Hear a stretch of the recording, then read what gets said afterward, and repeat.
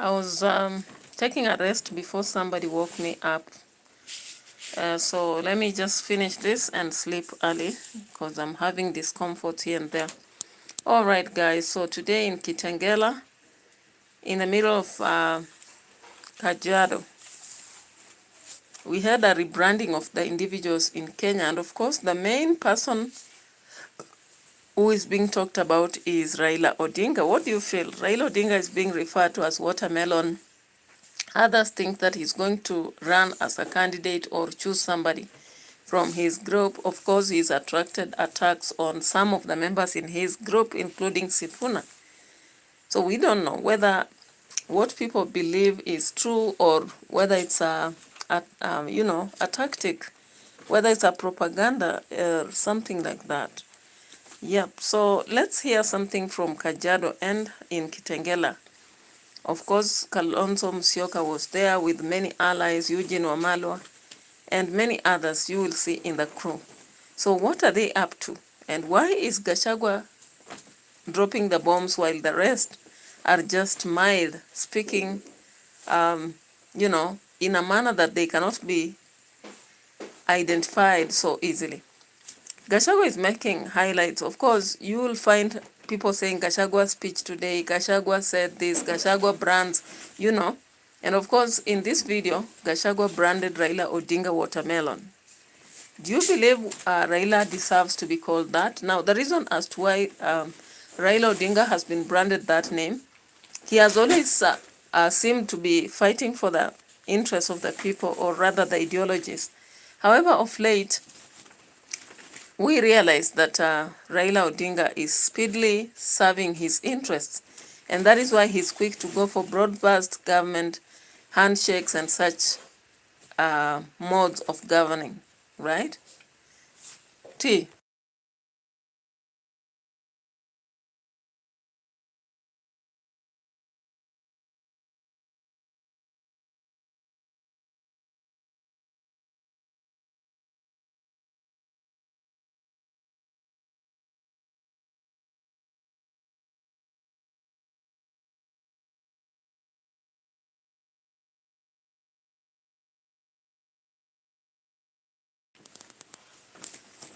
Na bado wanaendelea kuchomoa tu. They are not in that one.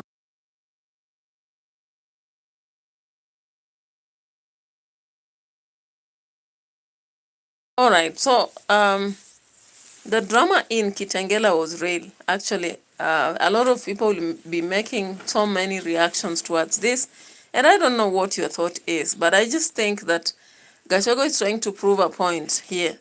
Every time he speaks, he wants to create humor, at the same time make people listen and go watch and spread the videos. Of course, today's speech has, again, stirred a lot of emotions. Of course, he repeats statements such as cousins, family, Mr. Boss, how are you? I'm not very well, but it is what it is. We are proceeding. I'm feeling some discomfort here and there, but let's do some 40 minutes or 50, and we see what we're gonna do. All right? Yeah, but the exhaustion is a bit of coming out, but there is some discomfort here and there. But we have to do what we have to do, guys, because sometimes life is not about what you are or what you want, but what you get. So today I cannot again skip a day because I did skip the other day, and I feel like I should get some time to do 2 videos on this channel so that I just keep pushing. Yeah, so hi. Yeah, hi. I hope you're fine. For me, I'm not very fine, but as long as I'm breathing, sometimes you just consider to say you are okay. All right? Yeah, so let's check on Gachagua. Gachagua today was actually breaking the news with this.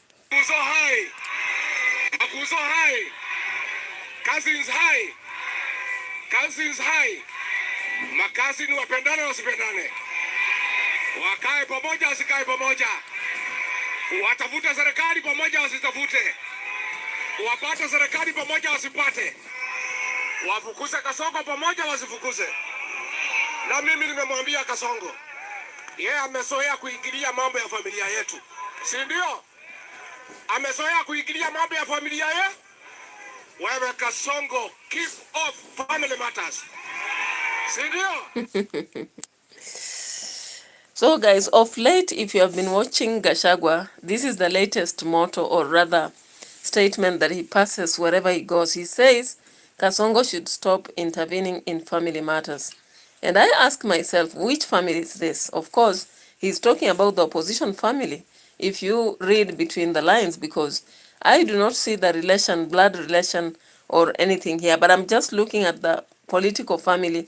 Currently, they are pulling together to have the one-term aspect being realized. Anyway, so Gachagua went ahead to actually, just away from attacking that is the president, he went ahead to attack Raila Odinga. And I may ask, what is your thought about this? Let's listen to the part, and you can also drop a comment based on what you hear, and let's learn from it. Na nimemwambia yeye amekuwa anasumbua huyu Kalonzo ati amtafute ati amuhonge. Kalonzo is not available. Kalonzo is not available. Na tumeamua mimi. Elevate your career with the London School of Business and Finance. Oh my God. We offer a global MBA with 5 specializations. Sindio? Mimi tumesema, nimeambiwa na familia, kama wewe Kasongo unataka kuongea na Kalonzo, ukuje uongee na Rigiji kwanza. Now, every time Rigiji has decided to tell the president to look for him if he wants to talk to Kalonzo Musyoka, because he's the family spokesman, I'm like, okay, so you are the spokesman of the opposition. You are not going to be the presidential candidate. So let's hope that indeed you let the Kalonzo Musyoka vie for the position. You speak out, you marshal the votes, but let Kalonzo Musyoka vie so that it's a neutral ground, right? We don't have a candidate who is questionable with a lot of sagas and all that, but we have a government that is actually getting to show a transition. And our intention is not just a transition of figures, but a transition of ideologies and the way they'll do things. I hope that indeed we get a government that will operate more like Mwai Kibaki, eliminating corruption and really bringing money to the people, because currently it's so hard to acquire money unless you really struggle. People are acquiring money in dubious ways, especially those in government or at work, while there are those who are suffering. Business is suffering, and so many other areas. Anyway, what more did he say? Of course, he talked about Raila Odinga. Let's hear that. Arambe! Arambe!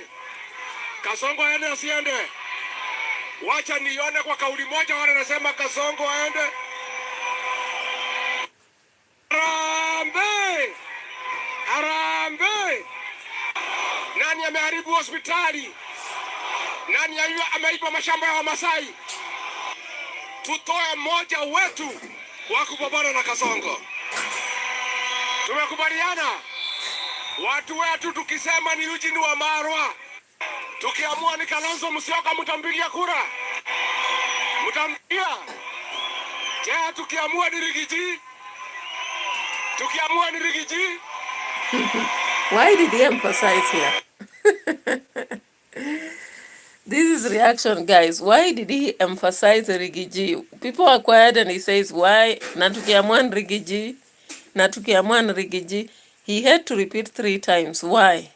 You know, I was just looking at that, then I was wondering, does he suspect that people still have to give views on this, or why exactly did he have to repeat 3 times? Anyway, back at the beginning of the video, Gachagua says something. Hi cousins. Hi Kasongo aende asiende? Wacha nione wanasema Kasongo aende. Sasa unajua nilisahau salamu ya familia. There's something here. Hi cousins. Hi cousins. Hi cousins. Makuzo hi. Makuzo hai. Cousins hai. Cousins hai. Makazini wapendane wasipendane. Wakae pamoja wasikae pamoja. Watafute serikali pamoja wasitafute.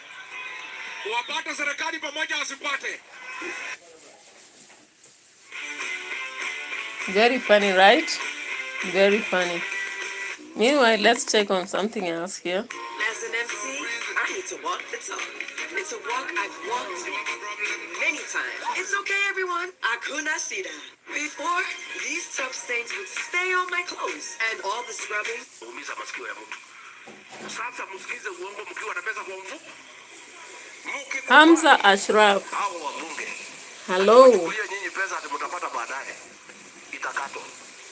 So mwambie Kasongo, before you talk to us as the people of Kajiado, tupewe pesa yetu tuweke kwa mfuko. Na ukitupatia 10,000, we give you 1 hour, utudanganye twende nyumbani. Si ndio? Kwa sababu kuongeleza watu masaa 5 kama walimu walienda pale. Walifika midnight, wakaketi mpaka the following day saa 10 usiku wakingoja pesa.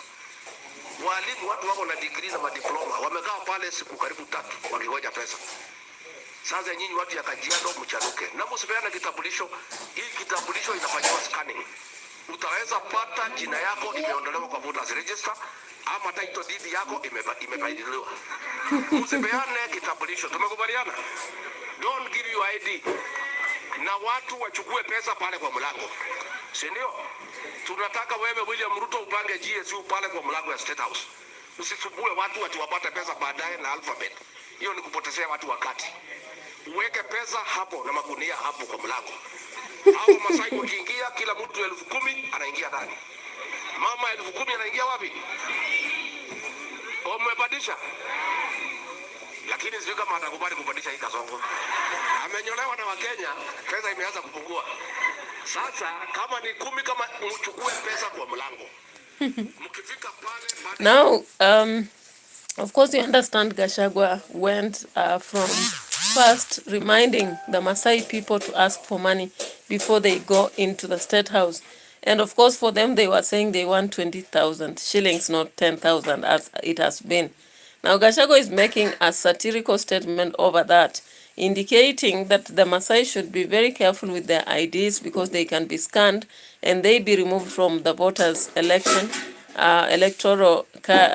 register, or something happens. He even mocked the teachers for having spent 3 days there without money.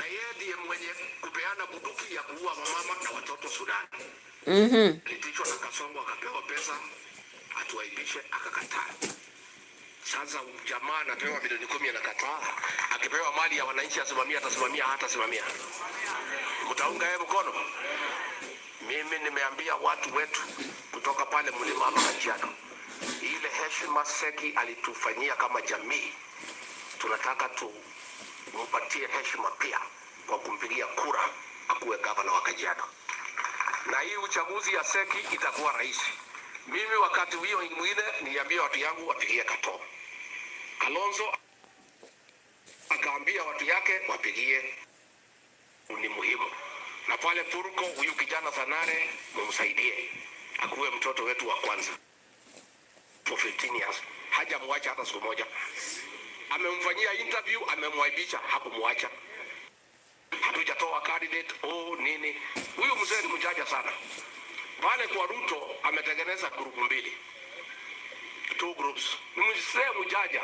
Ni mzee lakini ni mjaja. Unafanya stress asili. Grupu moja ni ya kutoa pesa kwa Ruto. Ile akina Junet kumsifu. Kwa ile bag nyingine. Nini hiyo pesa itoke. Na ile mambo ameaiana. Dr. hizo ngozi ende kwa bank. Kwa sababu anajua Ruto pia ni conman. Hawezi timiza ile mmekubaliana. Ameuda grupu nyingine ya kina Sifuna ya kupiga kelele. Ndio ile maneno wamekubaliana na Ruto wafanya nini? Sasa hiyo umeona akisema ati hawajaamua kama ODM itasimamisha mtu, ni cheki yake ilikuwa imechelewa. Sasa imetoka si amenyama. Now in comedy, Gachagua came in comedy indicating that Raila Odinga is watermelon, and the fact that when his matters have not been resolved, he will make noise, or he has created 2 teams, a team of Junet and the rest of them, Gladys Wanga, those two praise the president. And on the other hand, the team with Sifuna, Babu Wino, people like Hamisi, to make noise on the other end and make demands. And once his demands are made, he keeps quiet. According to Gachagua, the president has actually sometimes been held at ransom by Raila Odinga because of the watermelon aspect, in a manner that before what he wants is done, he makes noise. Recently, he was making noise because his check was late. What a humorous world, all right? Yeah. And of one thing that came up recently that shocked Kenyans is Nyutu left Kenyans speechless after dropping a statement that the president's mental health is questionable. Let's listen to this. Na ambao wametupatia neno nzuri hata kama sikuwa nimefika, na wananchi wote hamjamboni. Wetu wachungaji, nimekuja nimechelewa. Mimi sitaki niseme mengi, ila tu kuwaomba viongozi wetu walioketi hapa, vigogo wetu, our principles, ni lazima wakae pamoja, kwa sababu jukumu lililo mbele yao. Wakigawanyika, huyu chui ambaye ameingia zizini na anaendelea kula kondoo anaweza kuendelea. Na kwa hivyo tunawaomba vigogo wetu waliokaa hapa, and not have a president do things that even a drunken man cannot do. Hakuna mtu, hata mtoto wa shule ya msingi, anayeweza kutangaza kwamba mtu amekufa kama jamii yake haijajulishwa. And that is why I say I am getting very worried about the mental health of our president. Na kuna vitu viwili, Mheshimiwa Seki, nimegundua tumekuwa tukidanganywa kuhusu William Ruto, na ndio sababu lazima waungane ili wamtoe. Moja, tumeambiwa hajawahi kunywa pombe katika maisha yake. Mimi siamini maneno yale. Yanasema siku hizi kama hajaanza ulevi, basi kuna kitu ambacho hakiendi vizuri katika akili yake. Pili, tumeambiwa ati amesoma. Yeye amekuwa akisema amesoma mpaka sasa, ati amesoma kuliko marais wengine wale waliomtangulia. Lakini juzi amesema, alipoita walimu, akasema unajua, ukitaka kufaulu unachagua naibu wako ambaye amesoma kukushinda. Now, we do not have a professorial degree in this country. Professor Kidiki's degree, the highest, is a PhD. Hiyo ya Ruto pia ni PhD. Kama basi ya Kithure Kindiki iko juu ya William Ruto, the only conclusion is that William Ruto's PhD is a fake degree. So Nyutu came out to actually talk about the president, indicating his degree might be fake, because when he met the teachers, he said, if you want to win in life, you choose somebody who is more educated than you. Yet PhDs are, that is, Kindiki has a PhD just like him. Does it mean he has a fake PhD? Nyutu also came up to question the mental health of the president, because he has been dropping some comments that are not very clear. He lies a lot, and he also makes plans that are not realistic. Does that mean he has begun drinking, or is he having a mental issue? All right. So away from that, welcome back to Life Saga TV, where political drama is our daily soap. Tonight we have fresh scandals, protests, trade wars, and diplomatic spats from Kenya, US, Tanzania, South Africa, and you just need to buckle up. The headlines changed while we are writing this script, all right? So, of course, in Kenya, you've seen there are high possibilities of people going back to the streets. Meanwhile, the president is walking around and campaigning instead of working on people's affairs. Okay? In foreign affairs, Kenya is hustling a US trade deal before the year ends, and they are pushing a 5-year extension of AGOA, of course, the duty-free access program. And to flex its regional muscles, Kenya sent the former PM, Raila Odinga, to mediate in South Sudan's crisis. All right? So in short, protesters have been shouting a lot about Ruto must go. They have demanded accountability on digital space, and diplomatic cross-border drama has just ensued. Up to now, we've seen the silence about the Sudanese, the Sudanese soldiers. What's up? Now, away from that, we have the US, troops, triggers, and tariffs. Na mimi tumbo yangu inasumbua hata.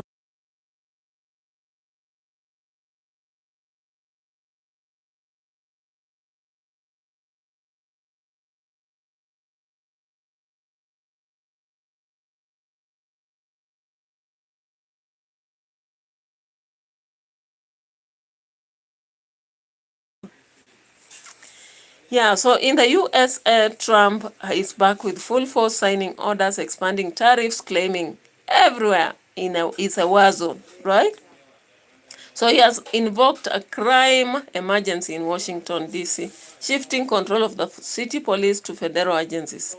Troops also have been ordered to Portland over alleged ICE facility attacks. City officials have called this overreaction. What do you think? Drop a comment if you have a different view. And of course, the Trump administration has launched military strikes on suspected Venezuelan cartel boards. 11 people died in one operation. I think you are aware of that. Meanwhile, Congress is considering the bill of reviews U.S.-South Africa relations. I think you've been following up and you know there's a lot that has been happening in the House. And former FBI Director James Comey was vindicated for allegedly having misconduct, right?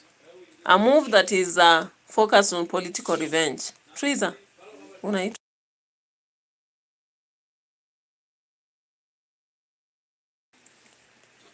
Yeah, so guys, what is popping up in the US with Trump?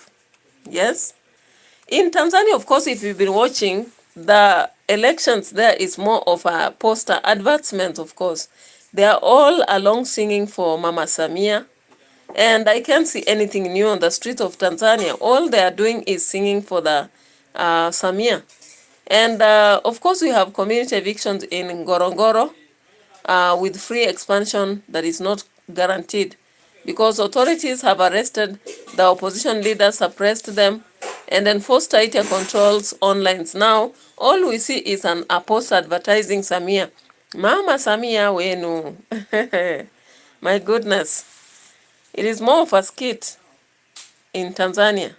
I can't even, I don't know how we can say a country has democracy only to see such kind of situation. Now, I also visited South Africa and looked at the diplomacy, drama, and refugee frenzy. Of course, in South Africa, diplomatic tensions are trending hard. The US has expelled South Africa. Africa's ambassador Abraham Rasool after he publicly criticized Trump. And South Africa's Ramaphosa is pushing back, demanding trade talks and warning that trade is becoming a political weapon. Of course, you can see that it's a political weapon indeed. Meanwhile, the USA has launched a controversial refugee program for white South Africans, claiming they suffer persecution under land reform, and South African officials, he called them nonsense, right? So earlier this year, of course, you saw Trump and Ramaphosa in a dramatic Oval Office. I showed you that, and it was not so decent, right? Yeah. Yeah, what a time to be alive. From Kenya's youth uprising to the US to diplomatic tanks and Tanzanian censoring tweets to the South African kicking of ambassadors. Politics in 2025 is a fast-track drama that forecasts so many things. Would you like me to convert this into a full play script, stage directions, and costume ideas? You may drop your comments based on what you're seeing. Peter Muya. Peter Muya is a common name. Where did I hear it? How are you? I hope you're fine. For me, I'm not very fine, but I've done my reaction. Of course, I'm trying to limit the number of minutes I'll be here. But there's a lot of drama on the streets, guys. I don't know. how long we should be here. But the ship is bleating, and the car alarm is also sounding from South Africa to Kenya to US and Tanzania. What do we have to hear? Before Nyutu actually stands and says that the president's mental health is questionable, that's a move indeed. Peter Muya, I'm having discomforts just because of a kind of a tedious moment. I don't know. Yeah, so anyway, I'll deal with it. Yeah, so political drama is in the air, but then things are not what we expected. I did not expect Muya would stand. Nyutu would stand and say the president has mental issues if we check into what he says.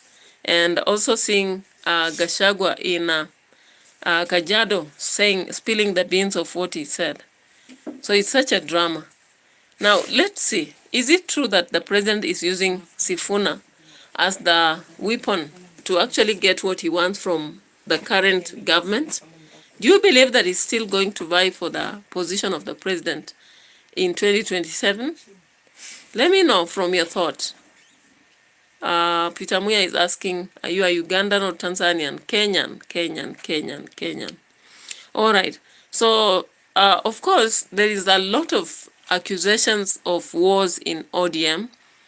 And Gachagua today had to actually bring it on the limelight, saying the entire thing is a stage managed by Raila Odinga himself, creating one team fronted by Sifuna and another one by Junet. That's why we look at it and see a war. Of course, with Gladys Wanga really squeezing himself close to the president, while the other team is moving a little bit far. Babu Wino, Hamisi, and all that. All right? So, of course, it's a survival strategy for Raila Odinga. When he stands in public, he says, we have our spokesman who will stand and speak. He says they have agreed, and then comes to some point, says Sifuna normally has to pull to an extreme end. So it's an art that we are trying to understand, but I don't know whether you get it clearly from your end, okay?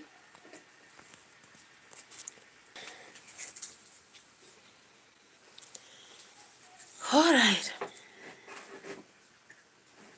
So, of course, Seki is a Maasai elder who has really been frying Ruto. Let's hear this. Stop taking meeting notes and let ClickUp AI Note Taker do it for you. It allows you to focus on your meetings, not your notes.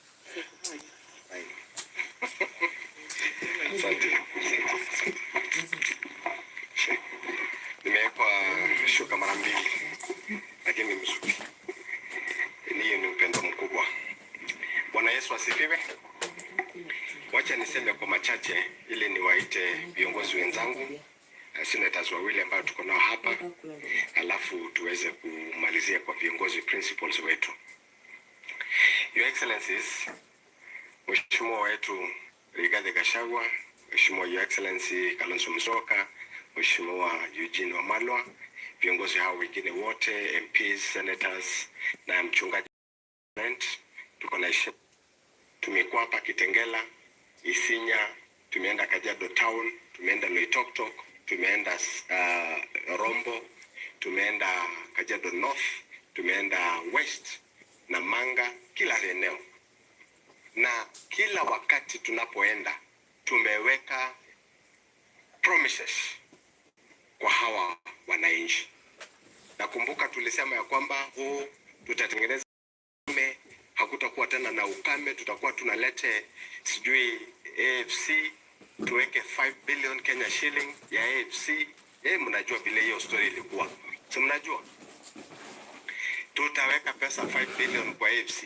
Yeah, so of course Senator Seki was trying to prove that all the promises the government gave were not actualized.